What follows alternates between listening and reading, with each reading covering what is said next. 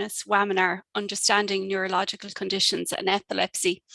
Just while we've a few more people coming through, I'm just going to wait for a couple of minutes for everybody to come in. We've a big attendance today.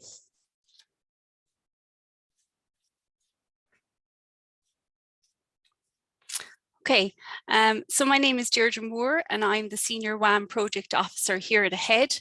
Thank you for joining us this morning, and a big welcome back to anybody that's been at our WAMinars in the past, and welcome to anybody new joining today.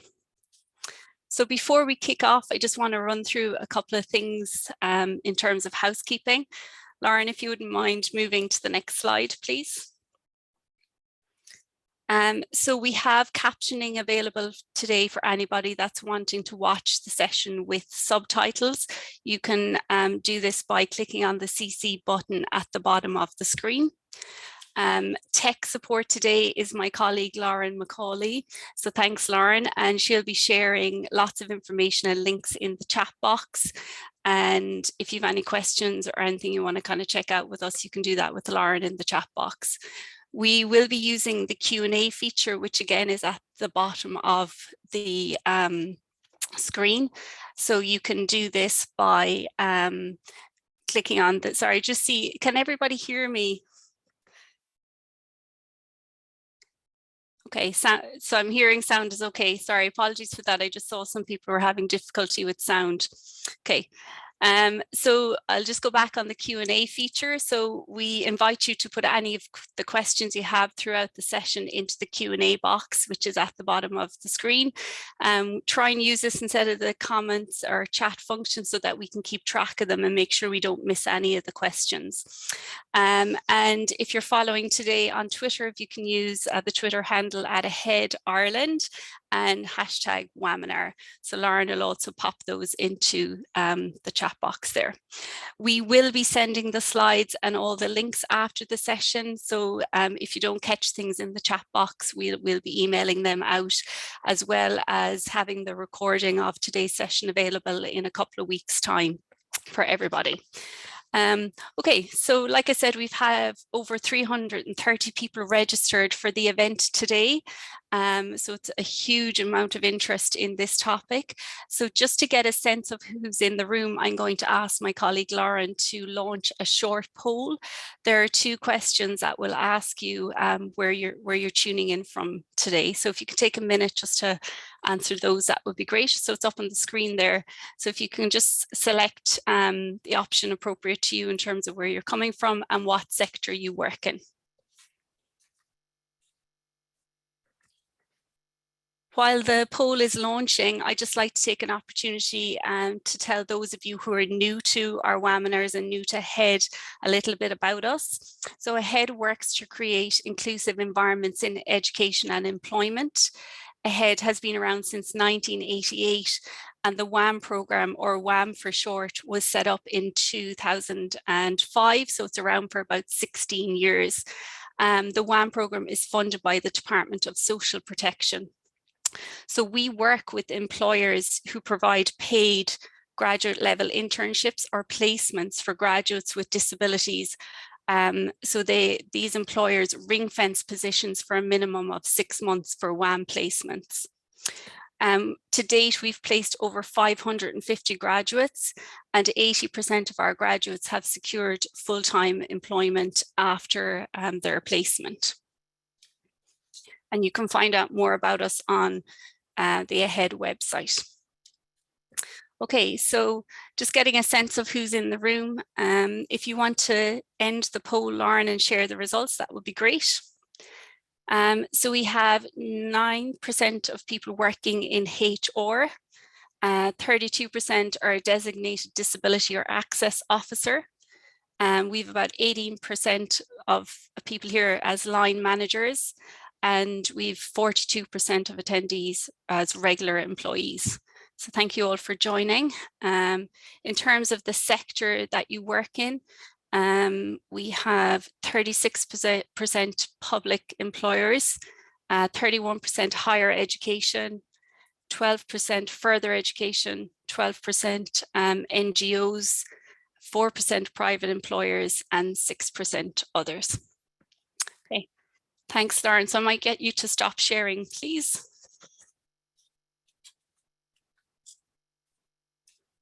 Okay.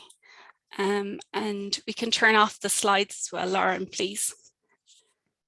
So before I start introducing today's topic, I just want to let people know that you can actually watch back last month's WAMinar on YouTube. It's on language and disability, and Lauren's going to pop the link in the chat box, but also you can find it on www.ahead/WAMinars. So our webinar today is about brain awareness and understanding neurological conditions with a particular focus on epilepsy. Neurological conditions include epilepsy, multiple sclerosis, migraine, stroke, acquired brain injury, and Parkinson's, and a number of other conditions, including rarer genetic conditions. According to the World Health Organization, neurological conditions are now the leading cause of disability worldwide, and it's estimated 1 in 3 people globally will actually acquire a neurological condition at some point in their lifetime. And many of these conditions affect younger people or people of working age. In Ireland, there are 800,000 people living with neurological conditions, and on an annual basis, about 40,000 newly diagnosed people with neurological conditions. Over the kind of last 3 years in the WAM program, we've seen about 17% of our graduates on placements to have a neurological condition, and we've been doing many needs assessments around identifying what workplace supports they might need and working with employers to put these in place. So I suppose that generated our interest in this topic, and having a WAMinar for employers and other people interested in the topic. So today's presenters will explore some of the most common neurological conditions in Ireland and give information on how living with and treating neurological conditions can affect work and day-to-day life for people. And we also will look at what employers and colleagues can be mindful of when working with somebody with a neurological condition. And the NAI will also introduce the topic of brain awareness, which I think is creating a lot of interest from people attending today. So just a quick rundown on how the morning's going to run. We'll have 2 30-minute presentations, one from the Neurological Alliance of Ireland and one from Epilepsy Ireland. And then we'll take time to do a Q&A session at the end. So like I mentioned, please use the Q&A function to put any questions you have, and you can do that throughout the session, and we'll answer them towards the end of the morning.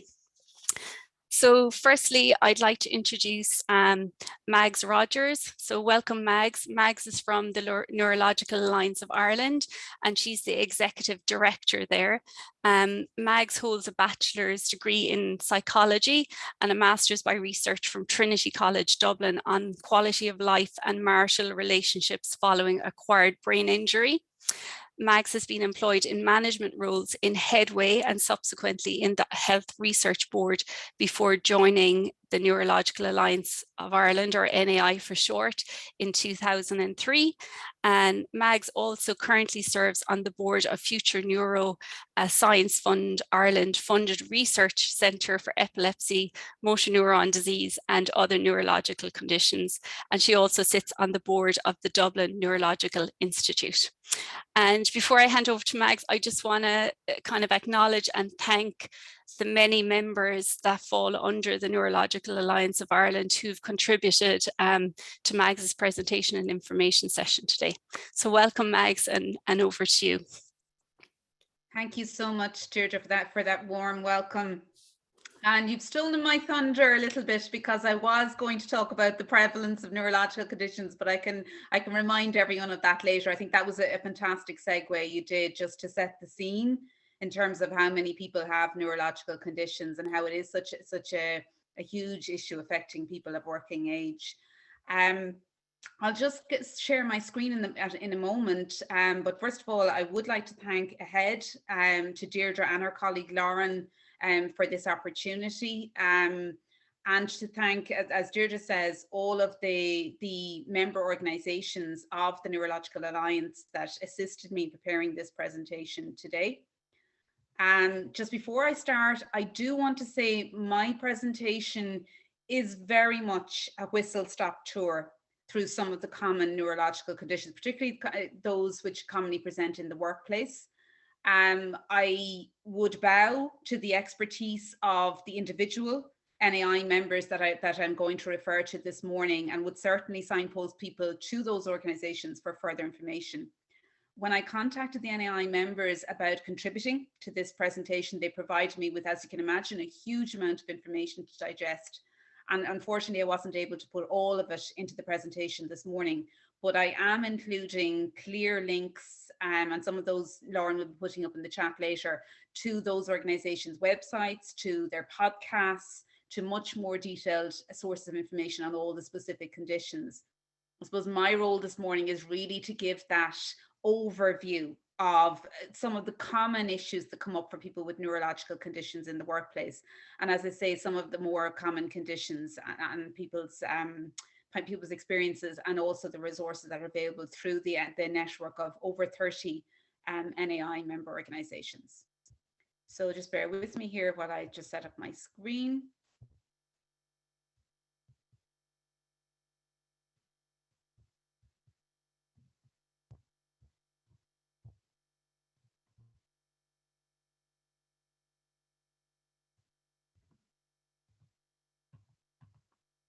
Okay. So I'm just giving an overview here, just briefly, of the work of the Neurological Alliance of Ireland. We're a network of over 30 member organisations, and you see there the depth and range of the conditions that we represent, everything from Alzheimer's disease to acquired brain injury, Parkinson's, multiple sclerosis. And I'm delighted to be joined by my colleague Geraldine Dunne from Epilepsy Ireland, who's going to talk about epilepsy this morning, so I won't address that in my presentation. As an umbrella organisation, our work is wide-ranging. Our principal focus is around advocacy, that is highlighting and campaigning for supports and services for people with neurological conditions. We also do a lot of work around policy development, informing policy on the needs of people with neurological conditions. Most of our work is centered around health, but I suppose we do also play a role in influencing general social policy, employment policy, housing, so entitlements for people with neurological conditions. And I suppose the profile of neurological conditions has tended to be fairly low, despite the numbers affected. So it is a significant challenge to, I suppose, increase the understanding, increase the awareness of neurological conditions across Irish society. We also have a role in research, because, as I say, neurological conditions have tended to have a relatively low profile, and as the importance of understanding what are the needs of people with neurological conditions, what are their experiences within Irish society, how can we improve our response to neurological conditions. I suppose we're in a lucky position in Ireland in that we have a very strong neuroscience research base. We're among the leaders in terms of neuroscience research.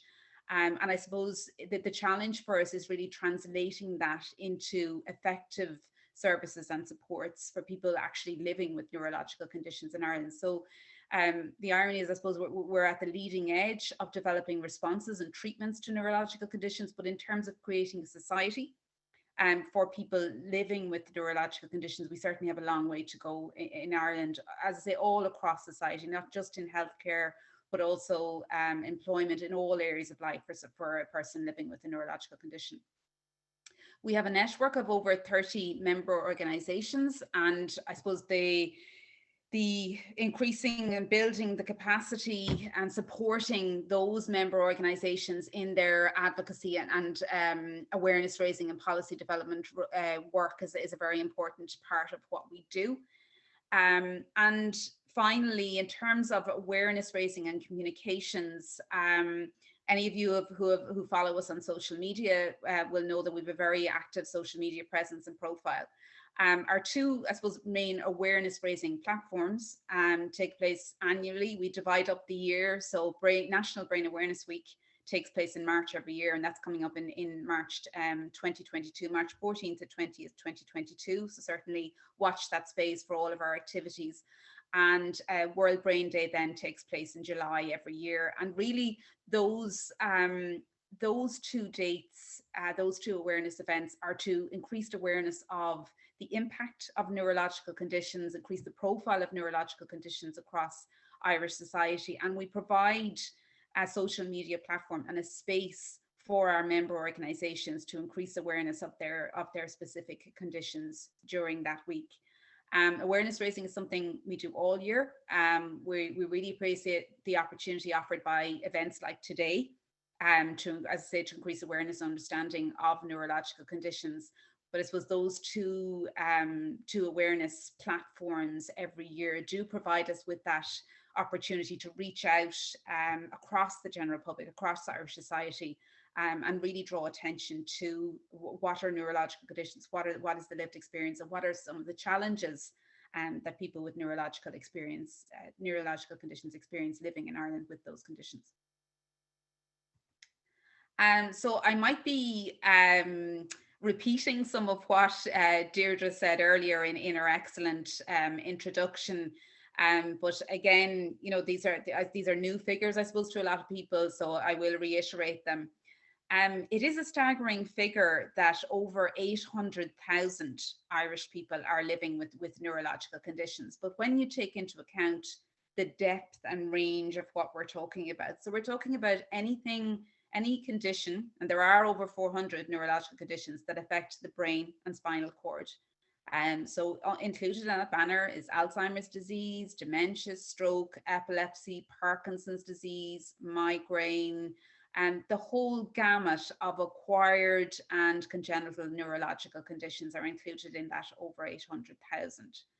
And the figures on that table, sorry, they might be quite difficult to read on that slide, but it's estimated that 2% of people are disabled by a neurological condition. And as Deirdre mentioned, over 40,000 to 50,000 newly diagnosed each year added to that number.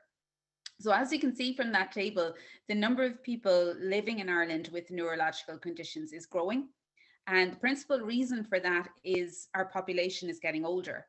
Neurological conditions are increasing worldwide. And the World Health Organization is launching a 10-year framework for neurological conditions and epilepsy in recognition of this. Neurological conditions have been labelled the greatest public health challenge facing public health systems nationwide. Now, this was before COVID, but I suppose taking a step back from the COVID world. Mag, sorry to interrupt you. Would you mind moving forward your slides? Excellent. Thanks a million. Okay. Thank you. Sorry, Deirdre, moving forward. No, I think your slides hadn't moved forward, but they have now. Okay. Yeah, thanks a million. Okay, so neurological conditions are associated with an aging population profile. So that is why, as our population gets older, the number of people living with neurological conditions within our society will increase. But as I will go into in depth in my presentation, there is a supposition, there is a stereotype that neurological conditions, particularly the likes of Parkinson's disease, are something that affect older people. And I want to highlight in this presentation that a lot of neurological conditions affect people of working age. So the likes of stroke, acquired brain injury, Parkinson's disease, multiple sclerosis, migraine, all affect people in the prime of their working lives. And it is very important that the needs of people with these conditions are taken into account by employers and colleagues in designing workplace environments and designing workplaces. Because I say, while the general trajectory of there are more neurological conditions as the population gets older, they can affect people at multiple in multiple age groups. It's not necessarily that neurological conditions are just a disease of older people. Okay, just hoping my slides are keeping pace there, and I hope Deirdre will flag with me if they're lagging behind. And so I'm just going to talk about a relatively small scale survey that the Neurological Alliance of Ireland did. Now, it was part of a much bigger piece of work. It was a survey on many aspects of living with a neurological condition that we did back in 2019. One of the areas that we looked at, and we would have loved to just have looked at, at this area on its own, because the data we came up with were so fascinating. So this was a survey of about 800 Irish people living with neurological conditions, a variety of neurological conditions.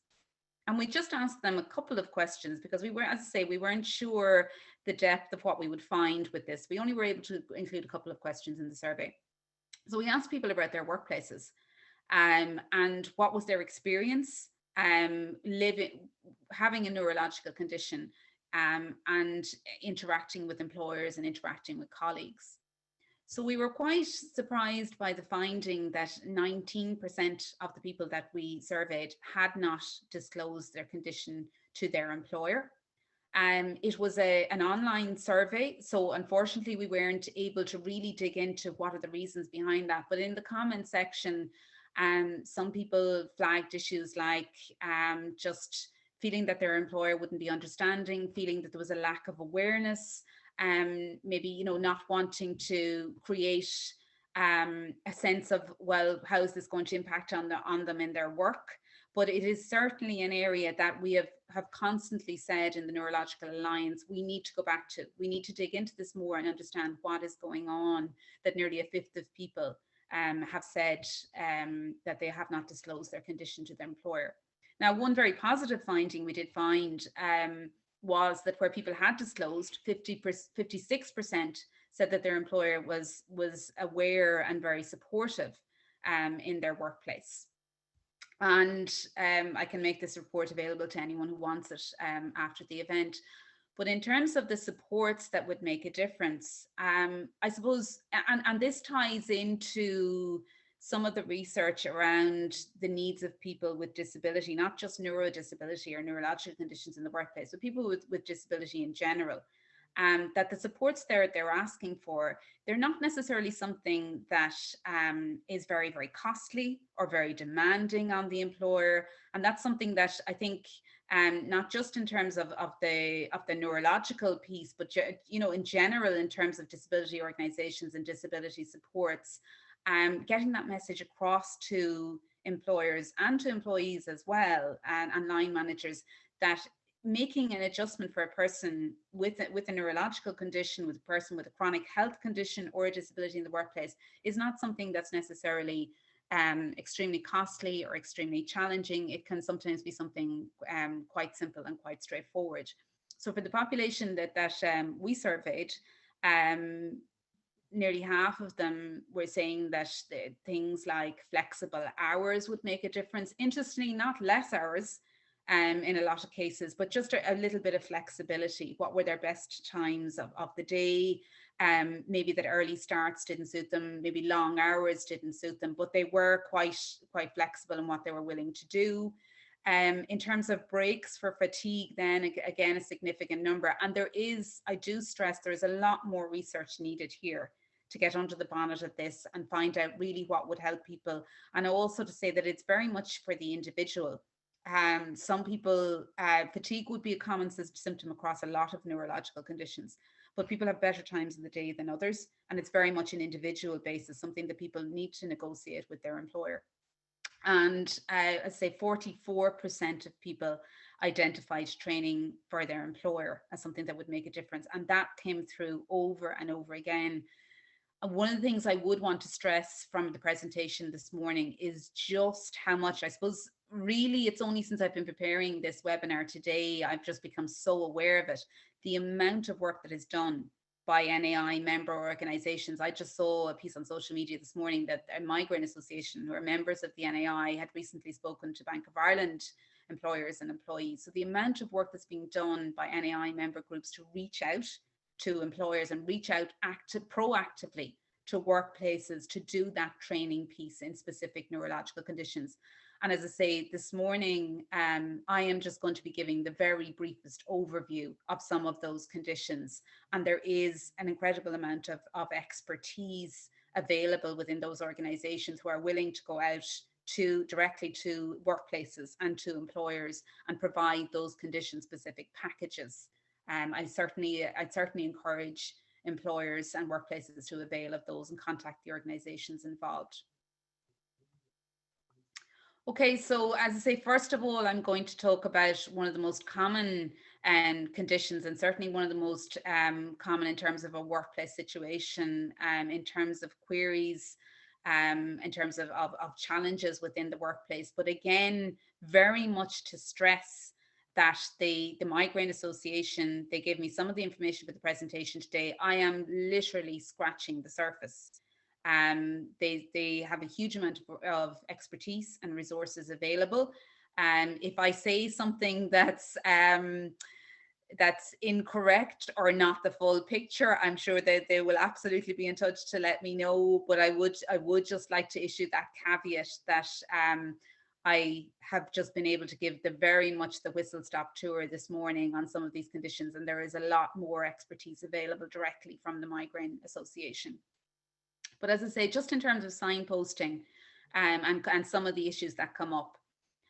So migraine is the most common neurological condition in any country nationwide. It's a prevalence of 12 to 15% of the population. It's estimated that 500,000 workdays are lost to migraine per annum, and that it costs the Irish economy over 232 million euros per year. Unemployment rates among people with migraine are 4 to 5 times the average. And the average migraineur, which is called what we call a person with migraine, takes 2 sick days per year and loses another 4 in reduced productivity. And really, I suppose what those statistics highlight is that anything that can be done for both the employer and the employee in terms of managing migraine at work is critical. In any workplace, you are going to have a high proportion, a relatively high proportion of people with migraine, and having an adjustment for that, having a policy in place around that, and provision in place in the workplace around that, it is critical, given the impact on productivity that migraine has. So I suppose for no other reason than just the sheer health and well-being of the workforce, dealing with migraine and having policies and procedures around migraine in the workforce is critical. In terms of workplace challenges, these are just some of the issues that people with migraine face. Lack of awareness and understanding, I think that might be first in the list because it's probably the most common issue. You just have a headache.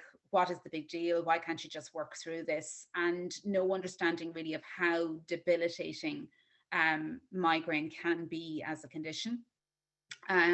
People report a lack of flexibility, as the things that would really help, like being able to have short breaks, not work at certain late hours in the day. They may be better in the mornings, just very, very simple things. Shift work is a particular issue for people with migraine, because things like this can be triggers. Likewise with stress, computer screens, bad lighting, all of the things, and looking at these are all things that can be solved quite easily in a workplace, that can be adjusted to quite easily. Things like lighting, computer screens, these are all issues within a workplace that can be very easily addressed. But as I say, making so much of a difference to the well-being, to the happiness of the employee, but also to the productivity of the company, of the workplace, in making those small adjustments for people living with migraine. And I suppose just this will come through throughout my presentation, that while there are specific adjustments you can make for specific neurological conditions, just general sick leave policies, proper HR systems around the needs of people with chronic illness, disability, a must have in the workplace in order to really maintain people with neurological conditions, maintain them in the workplace for as long as possible. You would have heard this message throughout any of the WAM webinars, that Ireland has one of the lowest rates of employment for people with disabilities. Likewise, keeping people in the workplace when they have a chronic condition, and also, which I'll go into later on, when they're caring for someone with a chronic condition. We're not good at doing it in this country. And certainly it's something that work is associated, the longer people can stay at work, it's associated with better health outcomes. It's associated with better well-being. The more that we can keep people with neurological conditions in the workplace with small adjustments, the better the health of the general workforce, and the better the well-being and health of the people with neurological conditions in the workplace. I do want to signpost directly now to the Migraine Association, because I'm so aware, and I think if there are people from the Migraine Association attending this webinar, they're thinking of all the things I need to have said and jumping up and down. But I would signpost people directly to the Migraine Association. The details are there. I think Lauren's going to put some of those links in the chat in a little while as well. The Migraine Association have a fantastic specialised workplace program where they go into workplaces and provide seminars and training to employers.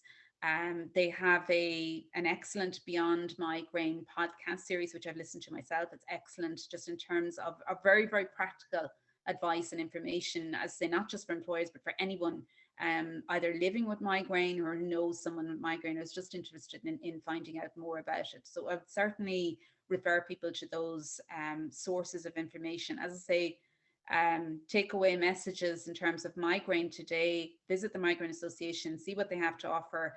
Migraine is the most common neurological condition. Everyone knows someone with migraine, and making adjustments, making provision in the workplace for people with migraine is critical in terms of for the employees themselves, the employers, for general productivity of the workplace.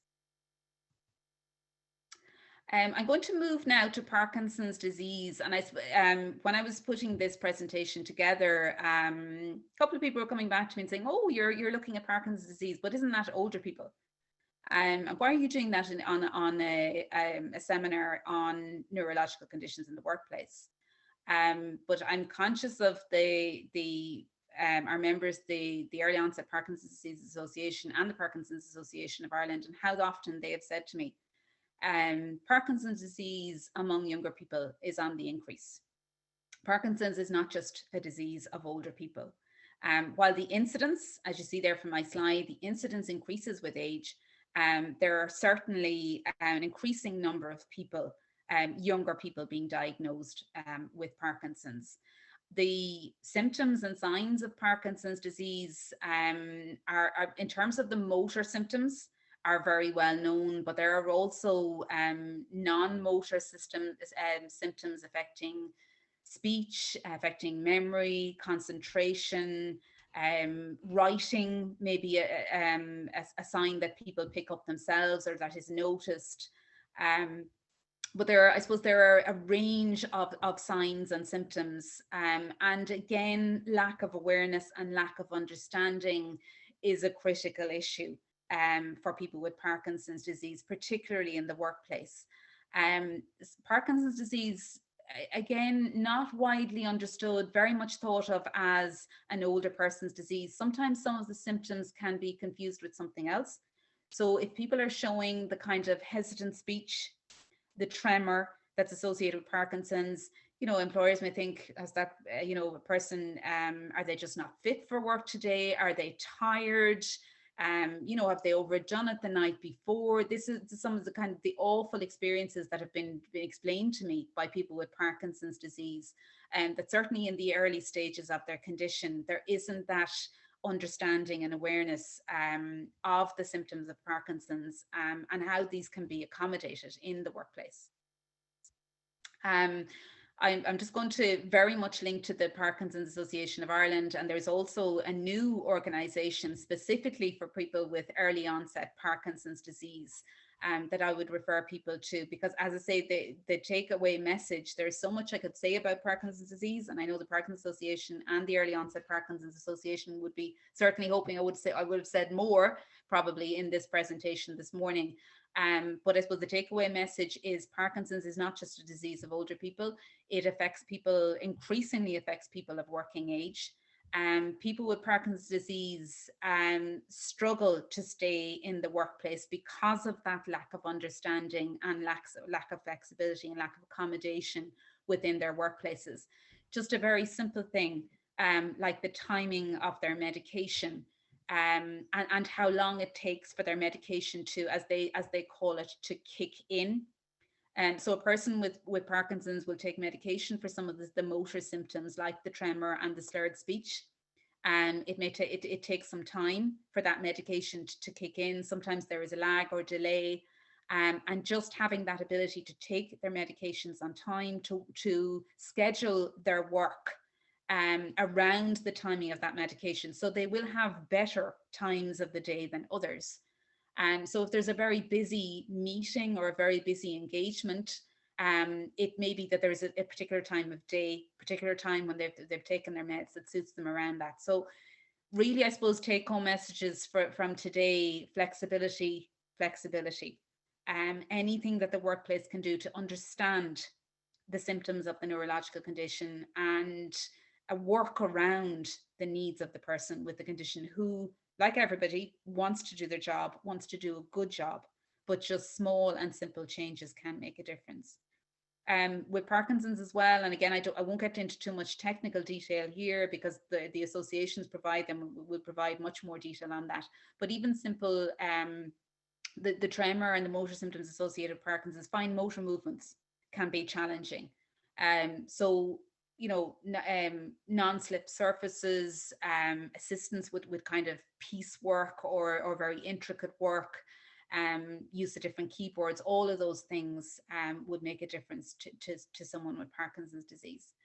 I would, again, in terms of roles with all of the neurological conditions, saying, you know, stress, fatigue would exacerbate the symptoms of a lot of neurological conditions. So again, working in partnership with the person with a neurological condition, you know, where are they at in their health and well-being, and working around that there may be particular times of the day, there may be particular times associated with the treatment of the condition when they can be busier in their work, when they may have to step back for a little while. The Parkinsons Association offers a nurse-led advice service, which is a fantastic service, providing direct access to a nurse specialist. And again, for people with Parkinson's themselves, for family members, for employers, that provides the specialist medical advice for people with Parkinson's, and is a great service. I'm going to move now to multiple sclerosis. Again, very much with that caveat that my role today is very much signposting to some of the organisations that are the experts in this and provide so much of a portal to workplace services and supports. So MS Ireland has a specific programme at the moment called Understanding MS at Work. I've just taken that slide, that screenshot directly from their website. That's a dedicated resource on their website that provides understanding of MS symptoms, employers, what can employers do, what would make a difference to employees, and they have some videos of people's experiences with MS on that website. I would certainly check it out. It's an excellent resource. I certainly learned a huge amount about understanding MS in the workplace, what employers could do, what were the main issues for people with MS in the workplace. So in terms of prevalence, conservative estimate 6,000, probably more accurate estimate is around 9,000 people living with MS in Ireland. In terms of the main symptoms, things like reduced mobility, fatigue, changes in sensation, memory and concentration. But again, every person with MS is different. There are different types of MS, and it's certainly very much individual. Certainly not to jump to conclusions. If you hear that your employee or a colleague has been diagnosed with MS, there's a lot of stereotypes. Everyone with MS is different. Everyone's disease progresses differently. And you certainly shouldn't make any assumptions about what they can and cannot do in the workplace. New treatments are leading to much better management and outcomes for people with MS. As it's been said to me, this is a very different disease from what it used to be before the new treatments came on board. People can live with very, very healthy lives and a very, very healthy workplace, I suppose, in their workplace, and living with MS, working with MS. And it's very much a dialogue between the employee and the employer to understand what exactly type of MS do they have, what treatments are they on, what's their general well-being, and what do they need from the employer. And it's a very complex picture, because MS is a very complex disease.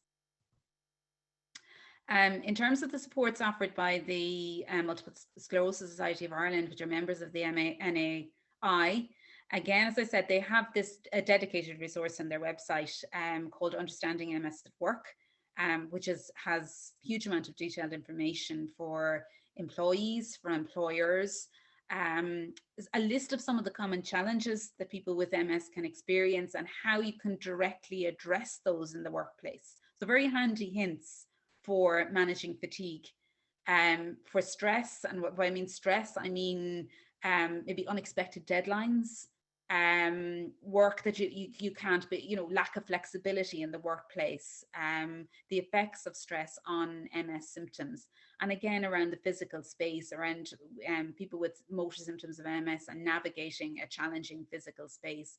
All of these, I don't know if you can see it on the screen there, they have a checklist for employers in that dedicated resource. Is your workplace suitable for MS, for people with MS? And that's just very, very simple things. Wheelchair accessibility, having appliances easy to reach, lighting again. So that came up earlier in the discussion on migraine. It's coming up in MS as well.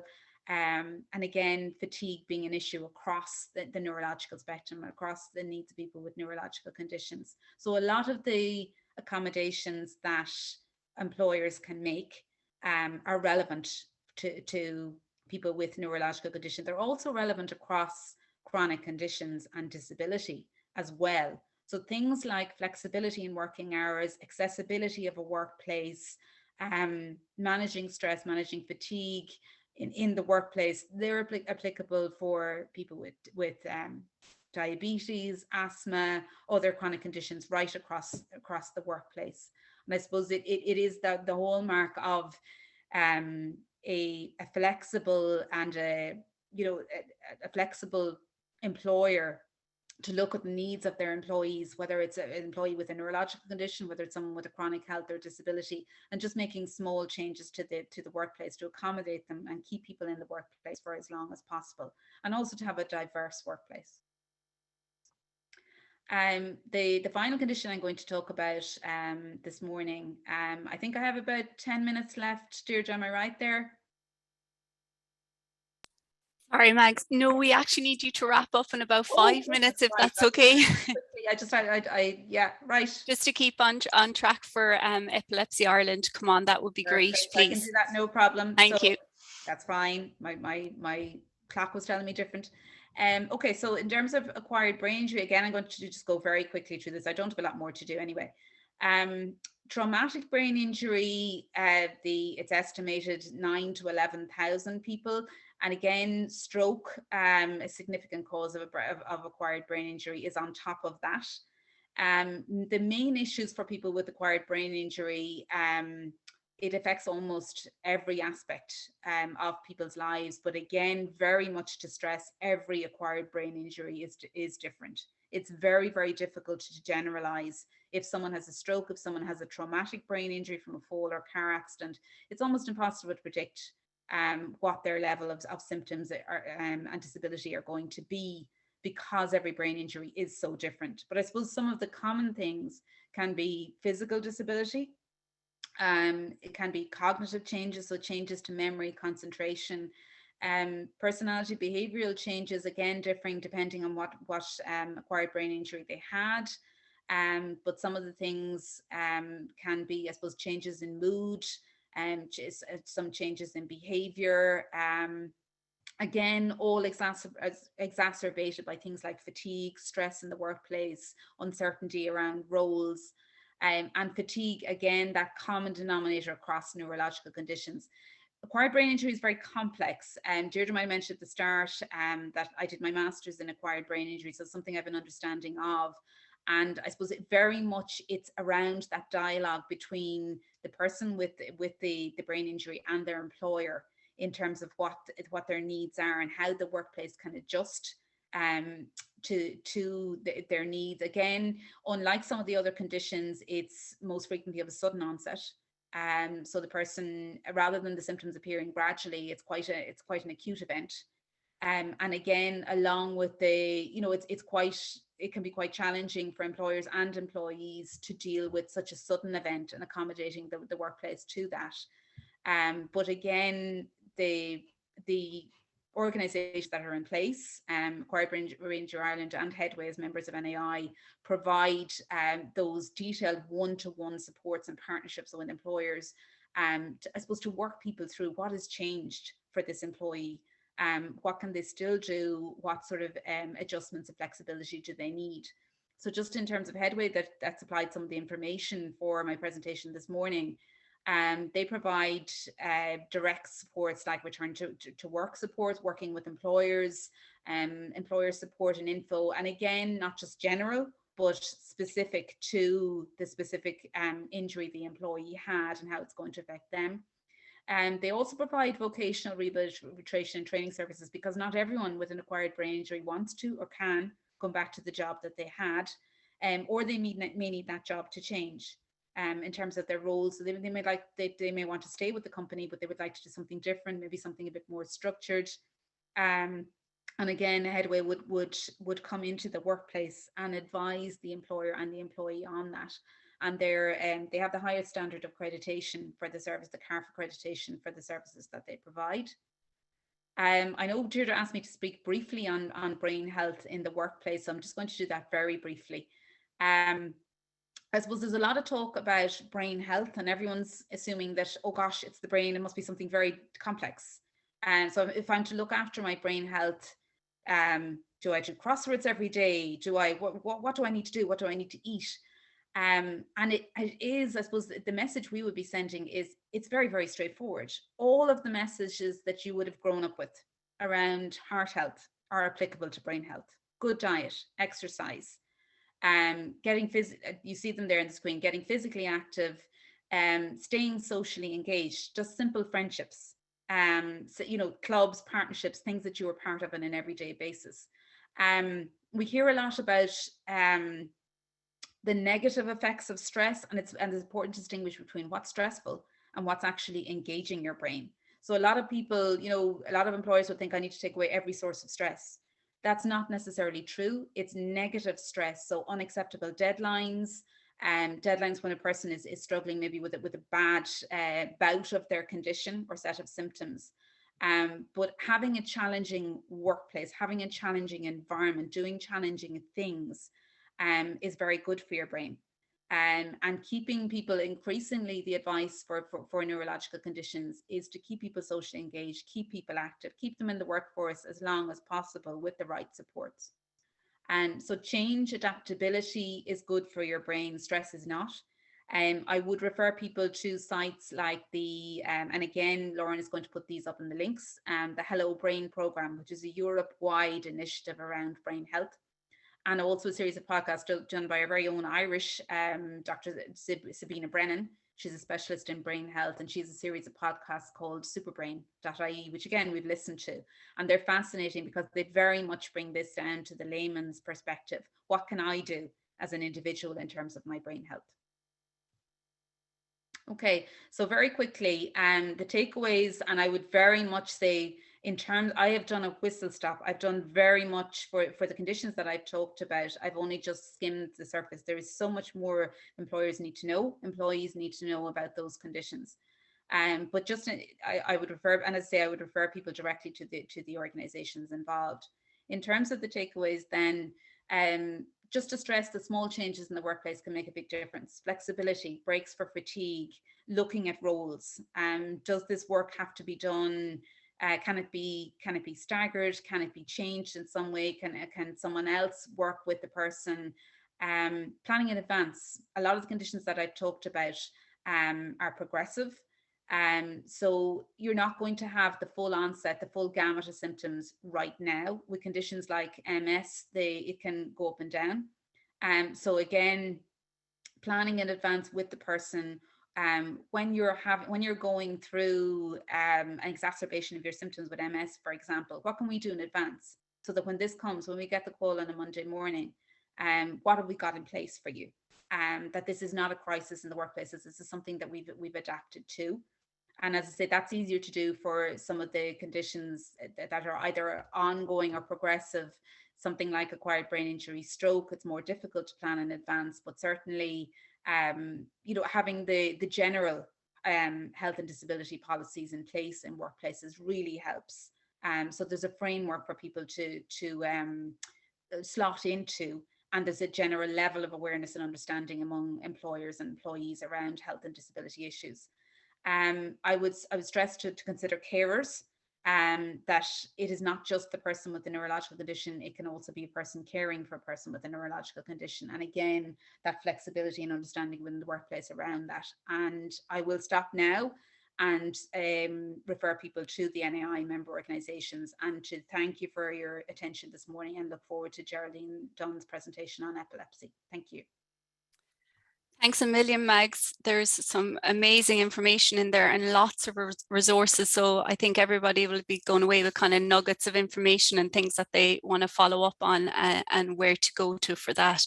I suppose you're echoing a lot of what we do in WAM in terms of the kind of workplace supports, and they are things that can be made very easily available for people, and it's around kind of having that policy and practice in place, and the communication and conversation with people, really, isn't it? So thanks a million for that. I'm not going to delay too much. I'm going to get Geraldine to pop on her camera and share her screen. And I'll just tell you a little bit about Geraldine Dunne while she's doing that. So Geraldine is the National Information Officer with Epilepsy Ireland, and Geraldine has been working with people with epilepsy for over 20 years in terms of providing information to them and training. I won't go into too much about Epilepsy Ireland. Geraldine will probably talk through that, but I just want to let people know, I suppose, that they do provide services to people with epilepsy, their families, their support network, and any other carers through a network of 10 offices nationwide. And they also offer training and employment skills within the QQI Level 5 Access course that they run, training for success at IT Sligo. So without further ado, over to Geraldine, and a very warm welcome to you this morning.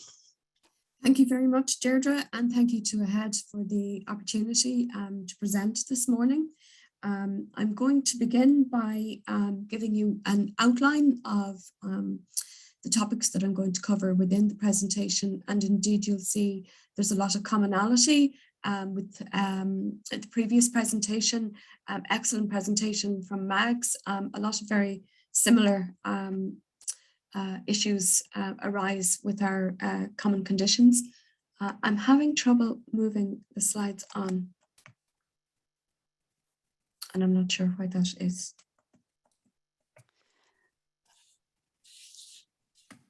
Do you want to stop sharing for, oh, they're moving now, Geraldine? Moved now. Yeah, okay. Do you want to just make sure they're working for you? If not, we can take over for you if you like. Things have worked perfect. Now. Okay. With some little delay. Great. Okay, so I'm going to begin with an overview of epilepsy, then move on to dealing with seizures, discuss treatment and lifestyle, and then move on to the employment issues. So just to begin with a definition of epilepsy, just to say that epilepsy is a tendency to recurring epileptic seizures which begin in the brain. And seizures are sudden, brief, and temporary malfunctions of normal electrical activity in the brain. So just to say in relation to this, that the tendency may remain after seizures have been controlled. So a person can have epilepsy but not have seizures. And that's an important point to make. So just some facts about epilepsy. 1 in 20 people will have a single seizure at some point in their life, but this is not necessarily epilepsy. 1 in 115 will go on to be diagnosed with epilepsy, the tendency to recurrent seizures. So recurrence is the key factor there. Epilepsy can affect anybody of any age, any background, but more people are diagnosed under the age of 21 or over the age of 65. People with epilepsy will have the same range of ability as everybody else. Epilepsy is not a learning disability, but it is more common among people with learning disability and brain injury or brain conditions, and also autism and ADHD. Up to 70% of people can become seizure-free on anti-epileptic medication. In other words, they would have no active seizures. There are two main types, generalized and focal. Generalized affects both sides of the brain at one time, and focal affects a part of the brain. Symptoms of seizures can be variable depending on the location of the seizure within the brain and any spread of the seizure within the brain. So seizures can affect consciousness, speech, body function, sensation, or perception. Only 3 to 5% of people are affected by flashing lights. That's known as photosensitive epilepsy, and this is diagnosed on an EEG, so it can be confirmed if there's any question about that. And it's also important to mention that there are other seizure mimics or seizure-like events that are non-epileptic. These might include non-epileptic attack disorder or NEAD, which has a psychological basis. And there are other events like cardiac events, which again, these are not epilepsy, but would be managed differently to epilepsy. It's also possible for people to have both epilepsy and non-epileptic attack disorder as well. But it's important to make the distinction between the two. In terms of causes, structural causes for epilepsy may include birth trauma, disorders of brain development, infections of the brain, such as encephalitis, meningitis, brain injury, tumor or stroke, any organic brain issues like that. Often there's no identifiable cause. But within this grouping, we would also include people who have a low seizure threshold. In other words, that person simply has an innate tendency towards seizures. And more epilepsy that has an unknown cause is actually being found to have a genetic basis. So just to explain the difference between focal seizures and generalized seizures, you'll see in the two diagrams there, one of the brains has an area, small area in red, and the other diagram of the brain, the entire brain is red. So for the focal seizure, the small red area denotes that the activity is happening in a part of the brain, not the entire brain, for most of the seizure. So seizures in this category would be focal aware, focal impaired, and focal to bilateral tonic-clonic. Don't worry about the terminology. Essentially with focal aware, the person is alert while the seizure is happening, they're aware of it. In focal impaired, they will have some degree of impairment of awareness. In the focal to bilateral tonic-clonic, really all that means is that activity begins in one area, but it spreads to a larger area of the brain, or maybe even to the entire brain, and then becomes generalized.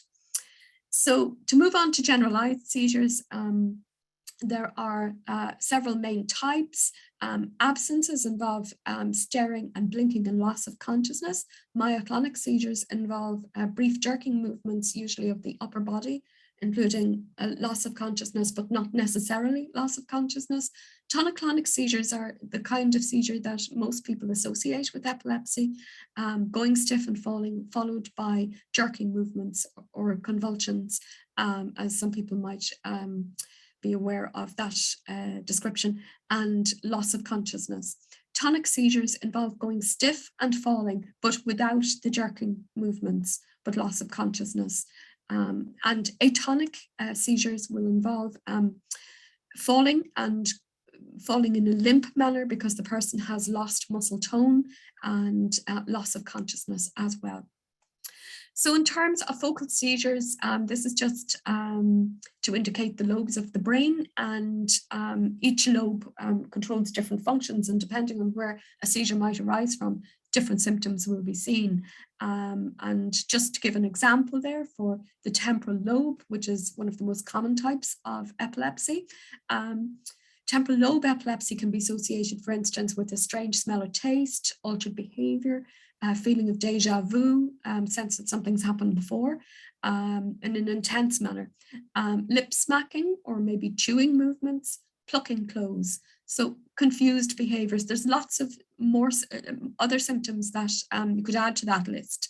And so the occipital lobe, for instance, some of the seizures associated with this lobe could involve the person experiencing flashing lights or spots, or vomiting during a seizure. So again, you can see it's very, very varied, and that's without even going into detail on each of the lobes. So the management for a focal seizure, remember that awareness may be altered, but it is not always lost. And ensure the person's safety, guide them gently away from danger, don't restrict them or restrain their movement, and be calm and reassuring, use a normal tone of voice, remain with the person, but time the length of the seizure. If the seizure spreads and leads to a tonic-clonic seizure, then you would follow the guidance for a tonic-clonic seizure. So just to focus then on generalized seizures, as I've said, they affect both sides of the brain at once. And by definition, for most generalized seizures, that means that consciousness is lost. However, there is an exception for myoclonic seizures. Consciousness may or may not be affected. For absence seizures, the person, it's often a child that will have absence, or what used to be known as petit mal seizures. The person may appear conscious. They may seem to be staring out of it, so to speak, for a few seconds. This can occur several times a day, or maybe hundreds of times a day. There is a video on each of these slides. We don't have time to look at each of the videos individually, but I've left them on the slides so that when you get the slides sent out, you can have a look at those videos, the YouTube clips of the individual seizures for yourselves in your own time. Tonic seizures, tonic relates to muscle tone, and so the muscles stiffen, the person may fall, they often fall backwards, so there is a risk of a neck injury in that situation. Myoclonic seizures, the person will experience a series of involuntary muscle jerks. Usually it's the upper body or the arms that are involved. Those are very brief and they may not actually affect consciousness. Atonic seizures, often known as drop attacks, the person will go limp, they will lose muscle tone, and so head injuries would be perhaps a concern in that type of seizure. Again, you can look at the clips in your own time of these seizures. Tonic-clonic seizures, again, this is the type of seizure that most people associate with epilepsy. In the tonic phase, this is the stiffening phase, the muscles will stiffen, the person may fall, their breathing stops momentarily, and then the clonic phase, the muscles will jerk, breathing returns, but it may be labored or noisy. And in the recovery phase, after the movements have stopped, the person can be drowsy and confused. So again, there's a YouTube clip on that for you to take a look at when you receive the slides. Dealing with the seizure, you can't stop the seizure. It runs its course. The person needs to be protected from any real or potential danger. If they're injured in any way, you would administer first aid in the normal way. Stay calm. Dealing with the tonic-clonic seizure specifically, note the time, clear a space around the person, cushion the head to prevent any injury, remove any spectacles or loosen anything that's tight around the neck, turn the person on their side if possible to aid drainage of saliva, reassure others and explain what you're doing, stay with the person until they've recovered. One very important point is not to put anything in the mouth. The person can't swallow their tongue. Don't give them anything to eat or drink, and don't restrain or restrict them, their movements during the seizure, or move them unless they are in imminent danger. In terms of when to call an ambulance for a tonic-clonic seizure, if the seizure lasts 5 minutes or longer than is normal for the person, or if one seizure follows another without recovery in between, if it's the person's first ever known seizure, if they're injured, if there's a possibility they might have inhaled water, or if they have other particular medical needs that would need to be assessed, or if they're pregnant, or if you're in any doubt, then it would be appropriate to call an ambulance. But in the main, seizures will resolve within the time frame, and the person won't require an ambulance. So just a note on prolonged seizures, as I've said, most seizures will stop naturally within 1 to 3 minutes. But if they go beyond their usual time, well, then it can't be guaranteed that they will stop. And so you wouldn't assume that they will stop naturally. A prolonged seizure can lead to status epilepticus, and that would be a medical emergency. So in situations like that, emergency medication can be prescribed for those types of seizures. And Epilepsy Ireland provides training in the administration of buccal midazolam, emergency medication, and epilepsy awareness as well in the workplace. So the main treatment for epilepsy is anti-epileptic drugs, or AEDs. The goal of treatment is one drug and no side effects. 70% of people with epilepsy, as we saw, can become seizure-free on AEDs. And most people will take their medication twice a day, morning and evening. So they may never need to take medication in the workplace, depending on their schedules. If they have more frequent doses, then they may need to take them at work. In terms of treatment side effects, not everybody has side effects. Side effects may be temporary. For other people, they may be longer lasting, but they can be transient as well. Where side effects occur, they can be tiredness, visual disturbance, unsteadiness, mood change, headache, skin rash, dizziness, constipation, but there can be individual and varied side effects as well. Other non-drug treatments for epilepsy include a vagus nerve stimulator, which is a pacemaker-like device which is implanted in the chest wall, and it interrupts signals between the heart and the brain, and it's designed to stop seizures in that way. The ketogenic diet is a high-fat, low-carbohydrate diet that must be prescribed by a special dietitian, and that diet can be used with both adults and children. Epilepsy surgery isn't suitable for everybody. In order to be suitable for surgery, somebody must have seizures that can be localized to an area in the brain that's safe to operate on. But again, where epilepsy surgery is appropriate for somebody, and where they're in a position to follow through on having the surgery, the outcomes are very good and success rates are very high. So in terms of triggers for seizures, again, very similar. You'll see many that you saw before on Mag's presentation regarding migraine. There's a lot of overlap. Missed medication is probably the main one. Illness, infections, and fever can trigger seizures. Lack of sleep is a very common trigger. Stress is another major trigger. Hormone changes will affect some people with epilepsy. Photosensitive stimuli will affect people with photosensitive epilepsy. Excess alcohol can trigger seizures. Missing meals is another trigger. And there are other individual and varied triggers as well. In terms of the impact that epilepsy can have on a person's day-to-day life over the course of their life, it can touch on various aspects such as employment, education, driving, relationships and parenting, personal insurance, safety aspects, and other areas to do with the person's anxiety, depression, social life, pregnancy, confidence, independence. All those aspects can be affected, but that's not to say that everybody with epilepsy experiences all of these aspects, or indeed that they would experience them at the one time. So it's very important to look at it from an individual perspective. So just to move on now to some employer queries, just in terms of the issue of disclosure and how disclosure might arise. Disclosure might arise in a number of ways.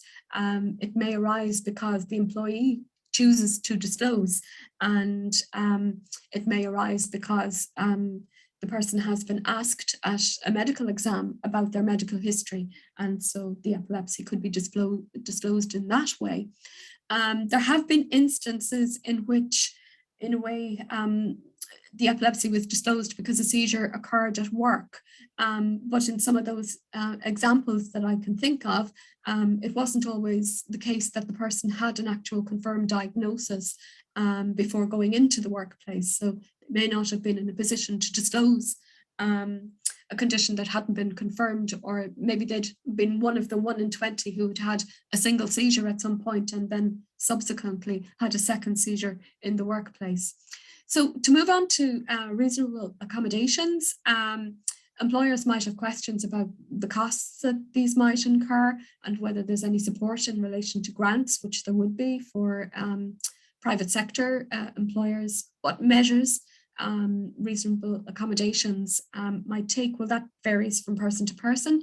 And also there might be discussions around whether it's appropriate to redeploy a person. Seizure management is another query that employers might have. Questions around informing other employees. This needs to be discussed, and if it's to be carried out, it needs to be in conjunction with the employee, and with their involvement. They should be made aware that other employees are going to be informed either about epilepsy in general or about any issues that might pertain to them. So in respect of driving, if there is a driving component to the job, 1 year seizure freedom is the standard situation for driving. So once a person is free of seizures that affect consciousness, they're eligible to drive if they've not had one of those seizures for a year. There are exceptions to that for people who have sleep-related seizures and seizures affecting awareness only if they have that pattern for a year. There's also reduced seizure freedom periods for provoked and first unprovoked seizures and seizures associated with medication withdrawal. For Group 2 driving, which would be HGV licenses and larger vehicles, the C&D licenses like public transport vehicles and so on, the requirements are much more stringent. It's 10 years seizure free without medication for the 10 years, and tests must be clear. Repeated tests must be clear in order for the person to resume driving on that license. Also, work stress and other triggers are other topics to discuss. So this is probably the most important slide of the presentation because it's looking at the assumptions and myths that there might be about people with epilepsy, and in particular about employees with epilepsy. It isn't the case that absenteeism is higher. In actual fact, people with epilepsy in studies have been shown to have better job attendance rates. Productivity isn't necessarily lower. Accidents aren't necessarily higher, again, because we have studies that show that employees with epilepsy have better job safety records, possibly because they're very conscious of safety in relation to their epilepsy and adhering to safety guidance in the workplace. Concerns might be raised about insurance being high, but in actual fact, there's no special insurance required. Flicker, as I outlined earlier, doesn't affect all people because not everybody with epilepsy will have photosensitivity. It isn't the case that all people with epilepsy can't drive. The majority can. And again, people with epilepsy as a group don't all have learning issues either. So just to recap, studies show that people with epilepsy have higher rates of work safety and job loyalty and attendance at work. So it's important to put those into context because they make excellent employees. But at the same time, employees with epilepsy will have their own concerns about going into the workplace and potential issues of discrimination and the implications of disclosure, whether that will lead to any kind of negative evaluation and stigma. And there will be concerns about losing a job or having reduced promotion prospects, for instance. Some people will certainly have concerns that if they have difficulties in the workplace, that could be attributed to their epilepsy. And there may be concerns as well about having seizures in the workplace. So these are areas that employers can support and show understanding and reassurance to the person with epilepsy. And in terms of that discussion, it's very important to see the employee's skills and their abilities first and foremost. Every person with epilepsy is different. Their seizure type, frequency and control will vary from person to person, whether they take medication at work, what warnings and triggers they have. And so blanket restrictions are really unhelpful in situations like this. It's very much an individual situation. In terms of practical supports for seizures, it's important to ask the person what support they need. They may not need any. If they need some practical supports, what would that look like? Well, it might be that they would say they would like to have a care plan, emergency medication protocol. They could discuss their recovery needs. Is there a place where they can rest? Do they wish to be checked on? Is there a safe location at work where they can rest? Would a locker where they can keep a change of clothing, or maybe a roll-out mattress or ventilated pillow, would that be of benefit to them? There are many people that this won't apply to, who are seizure-free or whose seizures present in a different way, that they wouldn't require these supports. But again, it's important if the employee needs those kinds of support, that discussion is had. Other reasonable accommodations may well be considered under standard health and safety provisions at work. In terms of the roles and tasks, you could look at what is involved and what's modifiable, if any modifications are needed. In terms of sleep seizures, that could be in relation to work schedules and shifts, keeping the workload realistic and the goals attainable, looking at risk assessing lone working, for instance. Rest breaks, we've mentioned already, they may be required if the person needs to have meals or take their meds. Seizure detection technology is becoming more and more popular, and more people are using wearable devices and using alarms and so on. And these can be as useful in the workplace as well as at home. Home working options, that's become obviously much more prevalent since COVID. And we've been hearing from many people with epilepsy, this is working very well for them, particularly for people who can't drive. So having flexibility in the work environment in relation to equipment, I suppose the first thing would be, have a chair with good support, that's stable, that's not going to topple over so easily, where there's a break and it would break the person's fall. Protection from hard or sharp objects or edges on furniture, limiting wires and hazards around the workstation. This is, again, standard in health and safety, whether the person had epilepsy or not. Ground level premises may work best if falls are concerned. They would be the safest option if there is a ground level option.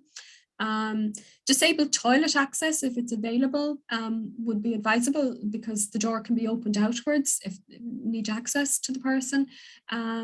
Or what also could be considered is to install a pull cord if the person has a warning, which many people don't, but if they do, they could use a pull cord.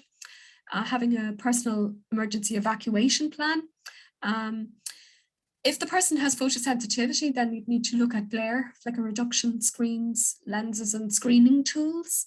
And the detection and the wearables that I mentioned for seizure detection, they're helpful for tonic-clonic seizures specifically, for the most part. Having a rest area, we mentioned, with the mattress, ventilated pillow or a locker. And there may be grants available to private sector employers for some of these measures. Employers can facilitate time for medical appointments and sick leave needs, again, bearing in mind that it isn't necessarily the case that sick leave needs will be greater. If seizures occur outside work, that could have an impact on the person if they have a seizure during sleep or early in the morning, if they're not able to attend work. So having flexible times, and again, in relation to meeting role demands, rescheduling deadlines and so on, as well as travel and start times in general. If the person's not driving, if they're reliant on public transport, they would very much appreciate having some flexibility around their start times, and also facilitating breaks. So just to say about photosensitive epilepsy, this is a rare reflex epilepsy. Where it occurs, it's essentially instantaneous. The person has the seizure there and then on exposure to the stimulus, and not later on. It affects 3 to 5% of cases of epilepsy. The flash rate involved is 15 to 20 flashes per second, or it can be as low as 3 or as high as 40. But also it features glare, maybe some shapes such as grids and geometric patterns.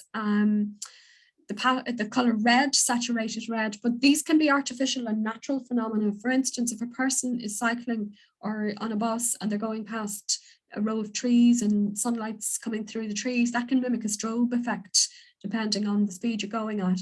So if a person is exposed to a stimulus in that way, it's important that they would cover one eye with their hand in this way. And if they do that in order to get away from the stimulus, it should help avert a seizure.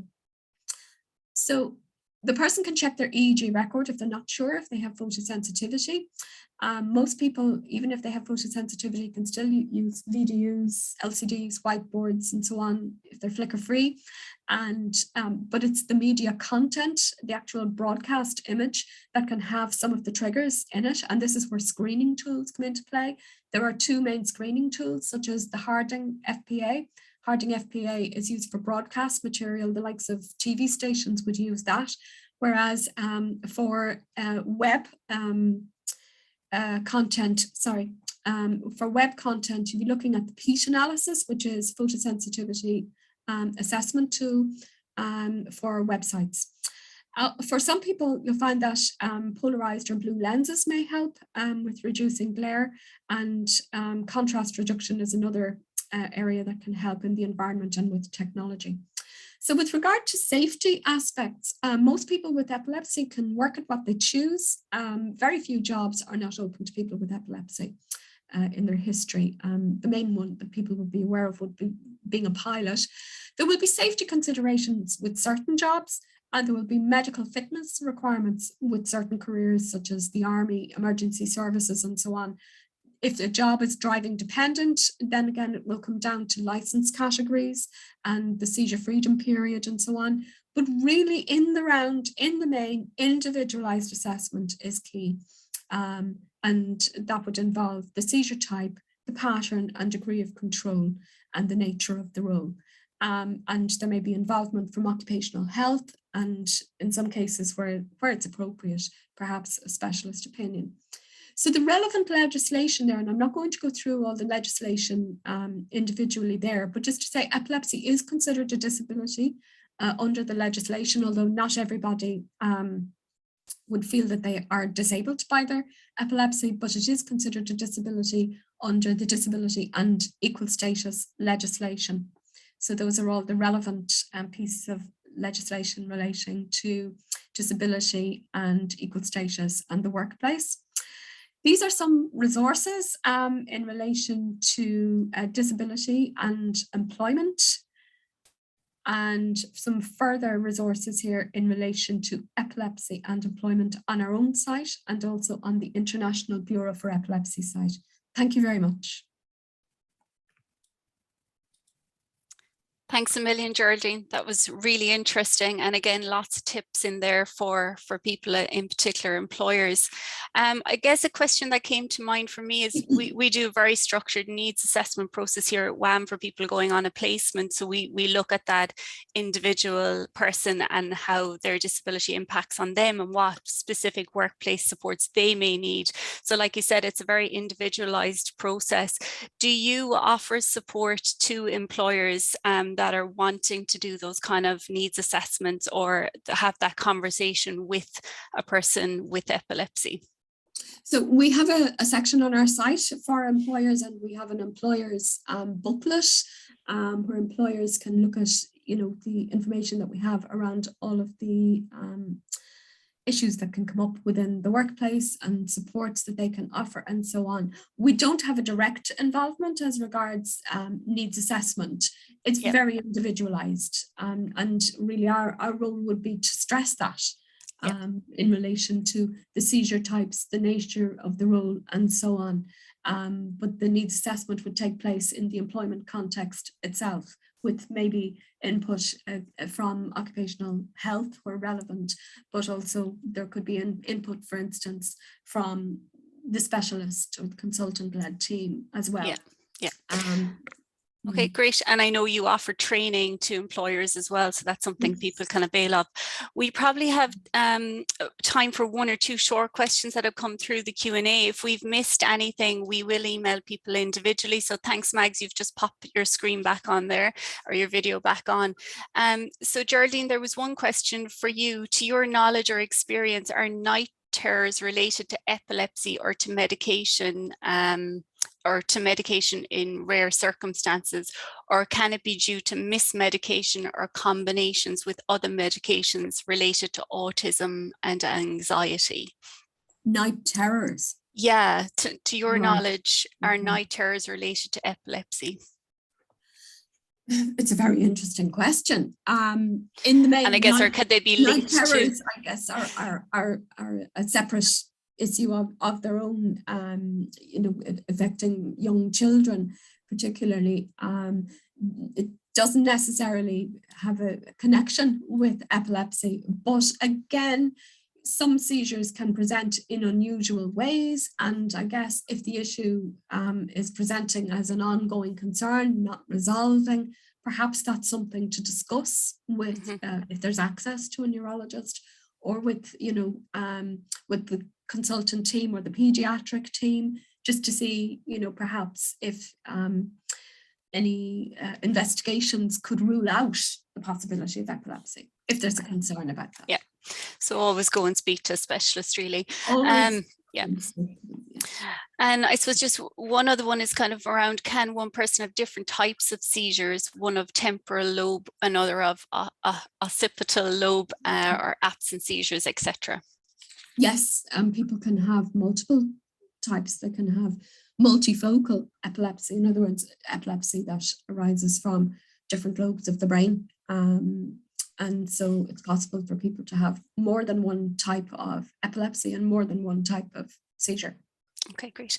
So the other questions, some of them are very specific to kind of epilepsy or neurological conditions. So what we'd encourage you to do is reach out to either Geraldine or Mags, or the information email addresses that they've shared, and Lauren will have them in the links when she sends that to you later today or early tomorrow morning. So just before we wrap up, I guess I just want to say thanks to everybody and to our presenters this morning, and also to Karen from PCR, who's been doing the captioning for us this morning. Thank you, Karen. I suppose your feedback on our WAMinars is really important, the attendees, so we'll share in an email the survey, but also Lauren's going to pop it in the chat box there as well. If you can maybe copy it into your browser and fill it out in your own time, we really appreciate that. And I guess we just want to say that today is actually our last WAMinar for 2021. So we've had some fantastic sessions over the last kind of 12 months, and we will be back in February with the first installment for 2022. So we hope you can kind of watch out on our website and attend that next year. And if it's not too early, maybe to say happy Christmas and well done everybody. I'm sure all of you have had a busy work year and should be winding down now for the Christmas break. So thanks again, everyone, and see you next year. Thank you very much. Thank you.